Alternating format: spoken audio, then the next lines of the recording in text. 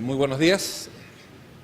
Debo decir que el escenario que nos han puesto aquí es impresionante. Me siento un poco así como Steve Jobs presentando el iPhone. Pero lo que yo les voy a presentar son cosas más triviales que aquellas.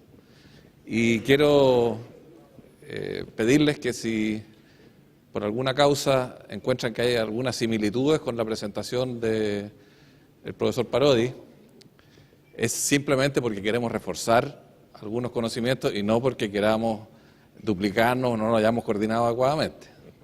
Así que esa es la... Entonces yo lo que voy a hacer es contarles un poco qué son los cultivos transgénicos, cómo se obtienen y para qué sirven, haciendo un poco de énfasis en que los cultivos transgénicos son parte... Me molesta.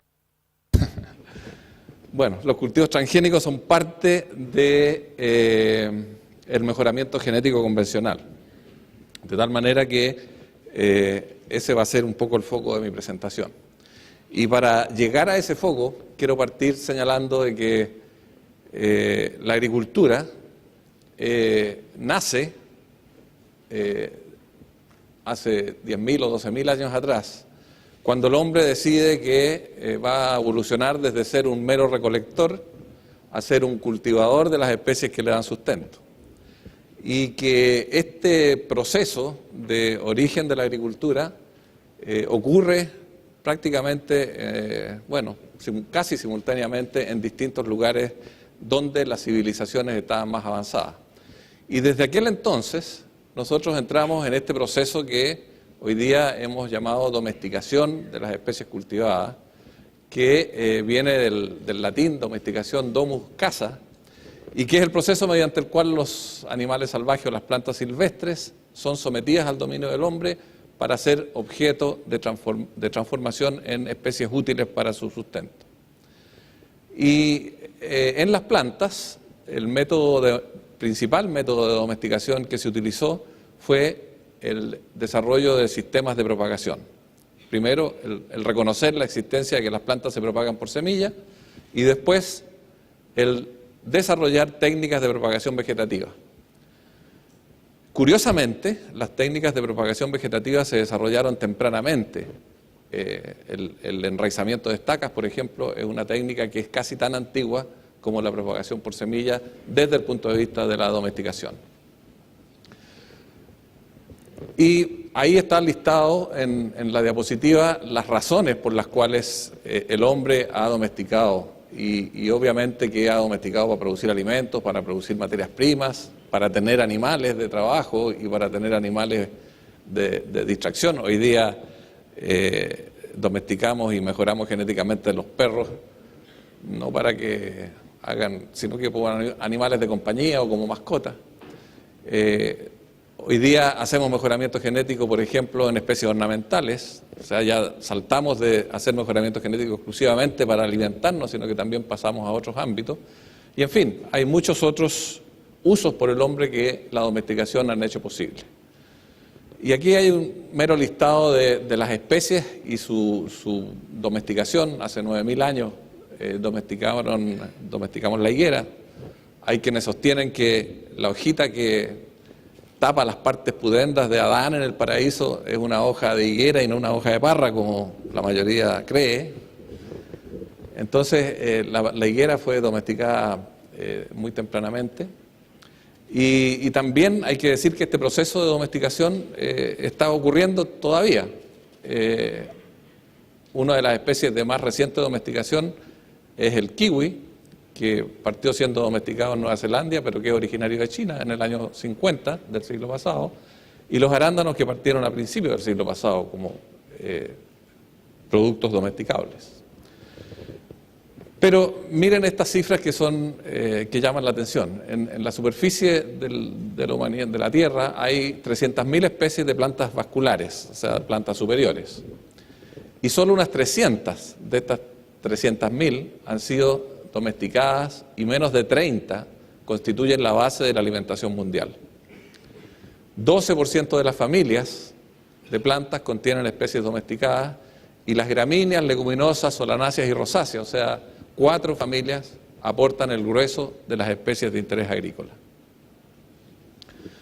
Y todavía peor, solo unos 30 cultivos aportan el 95% de la energía y de las proteínas de la dieta humana.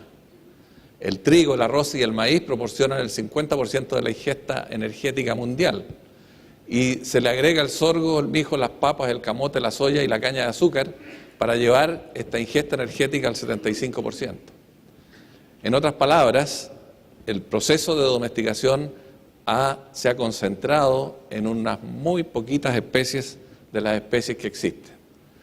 ¿Y por qué existe qué explica este fenómeno? Y la explicación de esto es que resulta mucho más fácil mejorar una especie que ya está domesticada a introducir a domesticación una especie nueva. Porque el proceso de introducción a domesticación tiene asociado grandes cambios en la biología de las plantas. Las plantas pasan de ser monoicas, de ser dioicas a ser monoicas. Plantas de ser de autopolinización, de ser de polinización cruzada a ser de autopolinización. Procesos que han tomado muchos siglos en desarrollarse. Entonces es más fácil ya cuando uno tiene una planta domesticada poder mejorar sobre esa planta que está domesticada. Y aparece lo que se llama el síndrome de domesticación, que hace prácticamente irreconocible los ancestros de las especies cultivadas. Y aquí está mostrado el caso del maíz, que ya también lo mostró el profesor Parodi, donde aquí vemos el teosinte, que es el originario, y un maíz que obviamente no es de los maíces modernos más representativos, pero hoy día prácticamente nadie pensaría que el maíz se originó a partir de una espiga como esta. Y eso ocurre en todas las especies. Las especies silvestres de manzana no tienen más que el tamaño de una moneda de 10 pesos.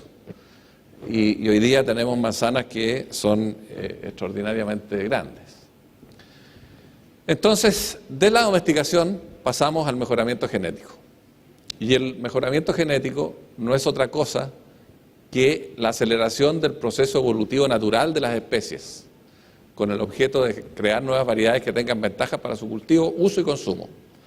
Entonces, cuando se hace mejoramiento genético, no se hace recurriendo a ninguna cosa que haya inventado el hombre, sino que simplemente el hombre utiliza para hacerlo algo que está subyacente en el proceso evolutivo natural de las especies.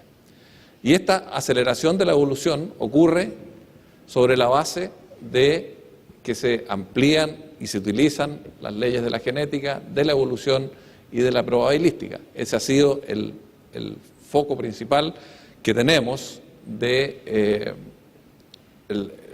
la domesticación. Y cuando esta domesticación se refiere a las plantas, hablamos de fitomejoramiento. Aquí algunos hitos importantes del mejoramiento genético, no me voy a detener, solamente recuerden algunas caras que probablemente les sean familiares, el curita Mendel y el profesor Norman Borlaug, el responsable de la Revolución Verde. Y bueno, como resultado del proceso de mejoramiento genético, hemos visto estos aumentos espectaculares en los rendimientos y las proyecciones que hace la FAO respecto de cómo estos rendimientos van a seguir aumentando con el tiempo, y las proyecciones aquí son al año 2030.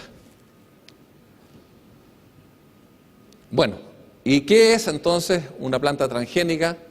Es una planta que es uno de los métodos utilizados en mejoramiento genético, pero es un método que tiene unas características muy particulares. Una planta transgénica es aquella que contiene ADN foráneo, que ha sido obtenida mediante ingeniería genética, es decir, técnicas de ADN recombinante, y que es capaz de reproducirse transfiriendo este ADN foráneo a su descendencia.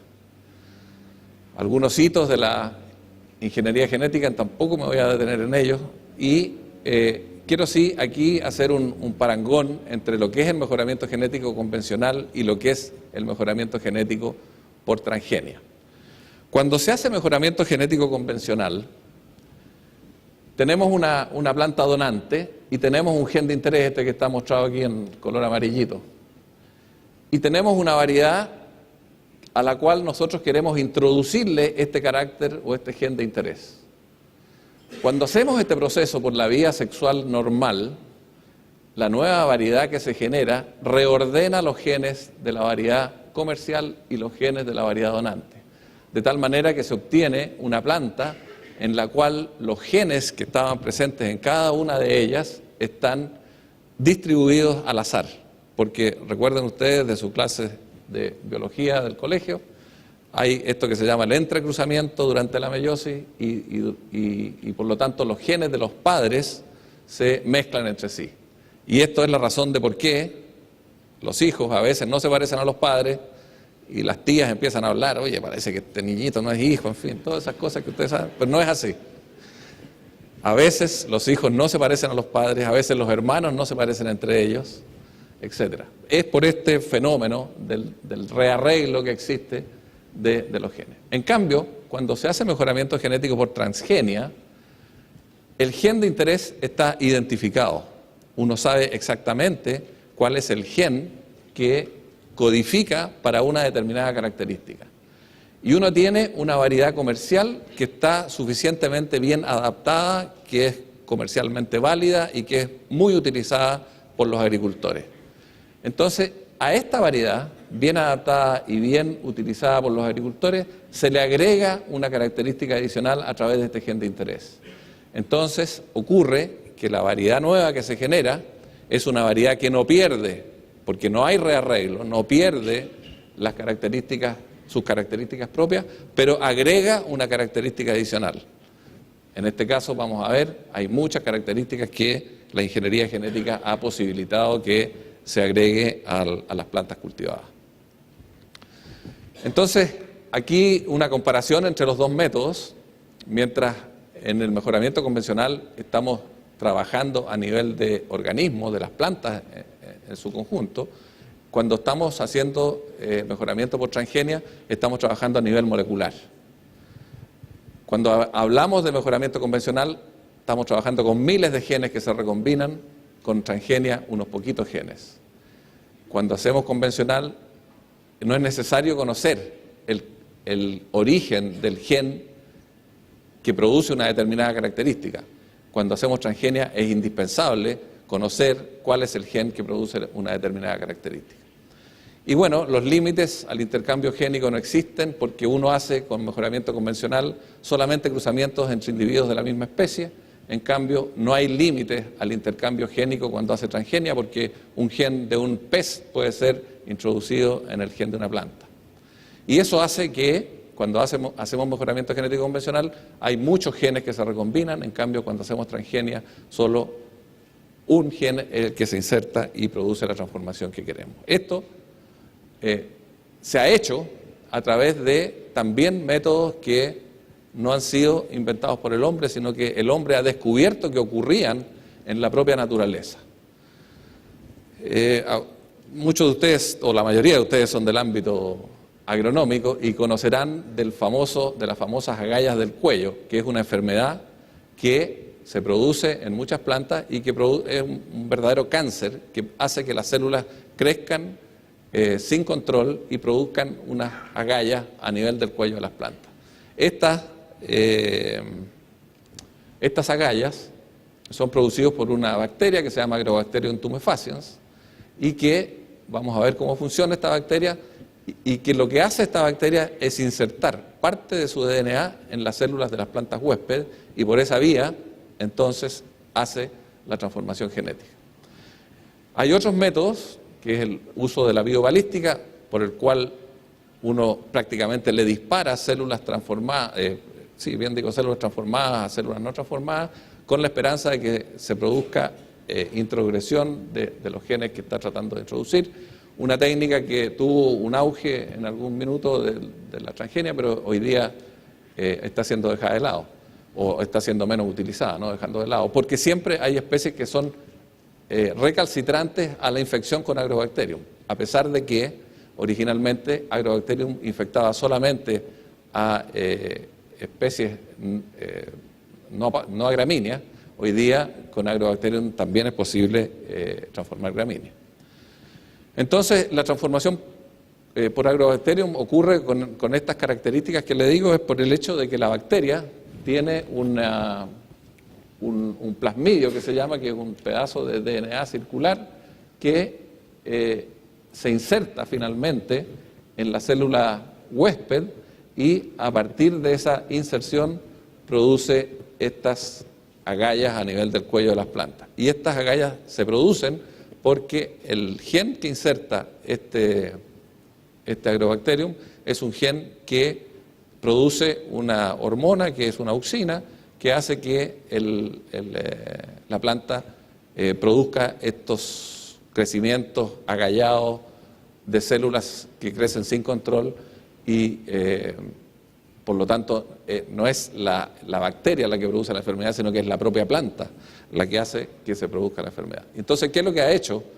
Que lo que hicieron los científicos en su momento es ver que a partir de la ingeniería genética estos plasmidios TI pueden ser manipulados y pueden ser manipulados a través del uso de unas enzimas que se llaman enzimas de restricción que cortan el DNA y después ese DNA puede ser unido nuevamente a través de otra enzima que se llama ligasa y formar entonces un nuevo gen, un nuevo plasmidio.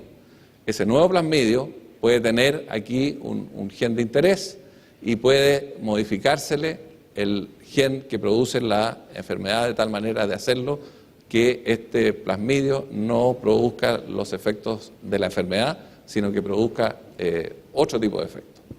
Bueno, una vez que este gen está introducido en las plantas, estas plantas empiezan a producir el producto que el gen les hizo incorporar y a través de un proceso de selección se seleccionan las plantas que tienen las características deseadas relativas al gen que uno quiere introducir con esta bacteria. Bueno, pero estos genes no son tan simples de manipular, porque para poder introducir el gen de interés se necesita no solamente tener el gen de interés, y eso da origen a lo que se llaman los genes quiméricos, que son construcciones génicas que contienen el gen de interés, un promotor, allá voy a apuntar mejor, un promotor, un gen reportero que permite identificar a las plantas transgenas, genes de selección, generalmente resistencia a antibióticos, hoy día ya prácticamente en desuso los genes de resistencia a antibióticos, y los genes terminadores que le indican al plasmidio cuándo terminar la transcripción y por lo tanto dejar inserto el gen de interés. Estos genes quiméricos se han desarrollado para toda esta lista de productos que pueden ser obtenidos por ingeniería genética hasta ahora. La lista es inagotable. En la medida que la genómica nos permita identificar cuáles son los genes asociados a cada una de las características de las plantas, esta lista, por cierto, que va a crecer significativamente.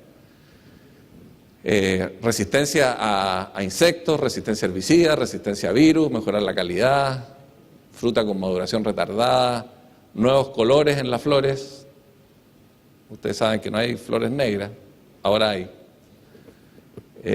No sé a quién le gustará recibir una flor negra, excepto para el funeral, pero en fin.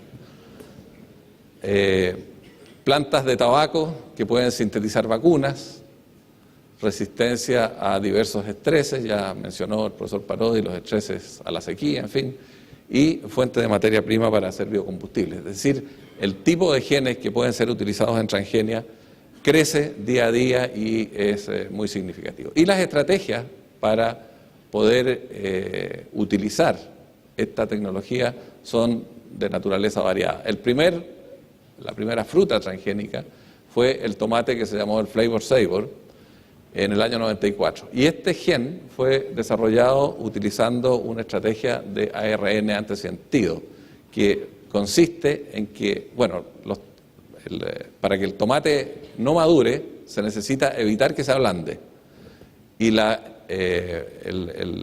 enzima que lo ablanda es la poligalacturonasa, que digiere la pectina y ablanda la fruta. Entonces se aisló el gen que produce la poligalacturonasa, se introdujo en el tomate para que genere un RNA mensajero que es complementario con el mensajero normal y que por lo tanto se inactiva. Y por producto de aquello, la poligalacturonasa nunca blanda la fruta. Esto fue lo que se hizo con el tomate Flavor Savor, que es lo que ha inducido a pensar que todos los tomates que están en los supermercados son transgénicos, cosa que no es verdad, porque por métodos convencionales se puede hacer esto mismo. Se puede desarrollar tomates que no manifiesten la poligalacturonasa, hay genes específicos para aquello, que por métodos convencionales se puede hacer, y todos los tomates que hoy día están en los supermercados y que nos comemos son obtenidos por métodos convencionales. También hay otra tecnología que se llama el RNA de interferencia, que es parecido al anterior, es otro mecanismo que inhibe la expresión génica interfiriendo con la transcripción. Para el caso del control de las enfermedades fungosas, lo que se ha hecho es utilizar un hongo micoparásito que se llama Trichoderma marcianum, y este Trichoderma marcianum, como es un micoparásito, o sea, un parásito de los propios hongos, lo que hace es destruir la quitina y otros compuestos de los hongos, y por lo tanto por esa vía matar al hongo. Entonces, en vez de que sea el tricoderma el que produzca estos genes antimicóticos, se introducen a la planta para que sea la propia planta la que los genere, y por esa vía las plantas se hacen resistentes. En el caso de la tolerancia herbicida, la cuestión es más compleja por el hecho de que aquí lo que se hace es actuar sobre la expresión de unos genes que se llaman EPSS, que son estos que están aquí, largo nombre que no necesitan para qué conocerlo, pero lo que ocurre entonces es que hay tres estrategias posibles. Es sobreexpresar estos genes, es usar un gen mutado, o es detoxificar los genes usando genes heterólogos. Esto es complicado de explicar, digamos, pero lo importante es saber que se puede hacer. También es importante saber que esta misma estrategia puede ser usada a través de métodos convencionales. Y hoy día hay hay varias variedades que son resistentes a herbicidas y que han sido producidas por métodos convencionales y no por transgenia, utilizando el conocimiento que deriva del hecho de que tanto el Roundup como el Basta son herbicidas que actúan sobre estas EPSPS. También se han usado estrategias para resistencia a enfermedades virosas. En las plantas existe un mecanismo parecido a las vacunas en animales que hace que si una planta es infectada por un virus, una segunda infección del mismo virus generalmente no tiene éxito. Ya la planta fue infectada. Entonces, lo que los científicos han hecho es, los virus de las plantas están recubiertos por una cápsula, por una cápside, y por lo tanto, si uno hace que esta cápside sea producida por la planta en vez de por el propio virus, los virus que están infectando a la planta creen que la planta ya está infectada, y por lo tanto se produce una especie de vacunación, de resistencia a un segundo desafío. Entonces hay montones de virus de plantas que pueden ser hechos o pueden ser modificados, no el virus, sino que utilizados para modificar plantas que puedan ser resistentes, y la lista crece y va a seguir creciendo. Hay en el ámbito frutícola, por ejemplo, hay plantas de ciruelos resistentes al virus de la charca, que son desarrollados mediante este tipo de ingeniería. En el caso del control de plagas, la estrategia hasta ahora ha sido el uso del Bacillus thuringiensis, que produce una proteína que es tóxica para las plagas específicas. Estas plantas transgénicas expresan el gen de la toxina Bt, y los insectos al alimentarse hacen todo este proceso que está descrito aquí hasta que terminan en la disrupción de la homeostasis y con ello en la muerte del insecto. Estas proteínas reciben estos nombres. Hay proteínas específicas que atacan a Lepidópteros, hay otras que atacan a los coleópteros y hay otras que atacan a los dípteros. Por lo tanto, estas son proteínas que solo, esto es muy importante, son procesadas con estos pasos que están ahí señalados en el tracto digestivo de los insectos. De manera que si se los come el hombre, o se los come una vaca, o se los come quien sea, este proceso no ocurre y por lo tanto no hay toxicidad para otro tipo de organismos. Y bueno, llegamos a las modificaciones relativas a la composición de los alimentos, que son muy importantes y que son mucho más relevantes que desde el punto de vista del consumo de la población, desde que los resistentes a herbicidas, por ejemplo. El primero es el arroz dorado, que fue modificado genéticamente para producir grandes cantidades de beta-caroteno y con ello prevenir la ceguera nocturna, una enfermedad que afecta a muchos niños en países que son altos consumidores de arroz, porque el arroz no tiene este componente. Entonces, al incorporarle este componente al arroz, se previene esta enfermedad. El maíz ha sido modificado para su composición nutritiva, porque el maíz es pobre en algunos aminoácidos como la lisina y el triptofano, y a través de ingeniería genética se ha podido producir un maíz rico en estos dos aminoácidos. La canola también ha sido modificada para cambiar la composición de los ácidos grasos y eliminar algunos componentes que tiene el RAPS, que son nocivos para la alimentación. Y se está trabajando activamente en el desarrollo de café sin cafeína. También una cuestión que hoy día se produce café sin cafeína, pero porque se le extrae la cafeína al café que la tiene. La idea con estos proyectos es que el café naturalmente no produzca cafeína.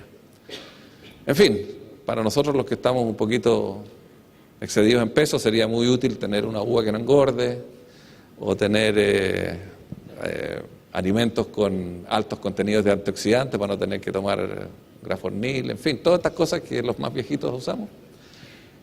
Sería muy interesante poderlas tener en alimentos que son producidos utilizando alimentos transgénicos. Entonces, estamos llegando al final, me queda un minuto, así que estoy justo. ¿Por qué hay preocupación respecto de las variedades transgénicas? Y las preocupaciones derivan de que, lo primero ya lo dijo el profesor, mi antecesor, se rompen las barreras biológicas establecidas por la naturaleza para el intercambio de genes. Esto de que uno le ponga un gen de una bacteria, que le ponga un gen de un peso, que le ponga un gen que no estaba naturalmente presente, produce una inquietud razonable, a pesar del hecho de que sabemos que el ADN es una molécula que tiene un origen común en todos los seres vivos. Pero a través del proceso de especiación se han ido separando las especies, y por algo será, adaptación al medio, y eso hace que las especies se distingan entre ellas. La otra cosa es que posibilita el uso de genes hechos por el hombre, y esto es más grave todavía. O sea, el hombre puede diseñar un gen que nunca existió en la naturaleza y introducirlo. También una legítima preocupación. Y posibilita la producción de bienes que antes eran producidos por otros métodos. Producción de fármacos en plantas es algo impensado. Producción de fármacos en animales es algo que se hacía, pero no por métodos de ingeniería genética. Entonces, todas estas cosas causan una legítima inquietud en la población respecto de que con esta metodología, con esta técnica, estamos jugando un poquito a ser Dios. Entonces, hay riesgos que necesariamente tienen que ser evaluados antes de liberar un transgénico al medio ambiente, porque hay posibilidades de producir alteraciones ecológicas perjudiciales producto del flujo génico. Ya se han producido algunas de estas. En México, la contaminación de las razas de las razas ancestrales por contaminación con genes de resistencia a herbicidas. En fin, el flujo génico es una preocupación. Hay posibilidades de combinar nuevas combinaciones génicas que puedan producir nuevos patógenos. Esto es algo que se teoriza respecto de que puede ocurrir, sin embargo, hasta la fecha no se ha podido demostrar. Y hay posibilidades que ciertas especies adquieran características que le permitan transformarse en malezas de difícil control. Si los genes de resistencia a herbicidas se transfieren a plantas que no son las plantas objetivo, obviamente podemos terminar con una maleza que sea resistente al Roundup y que, por lo tanto, sea una maleza que sea de difícil control.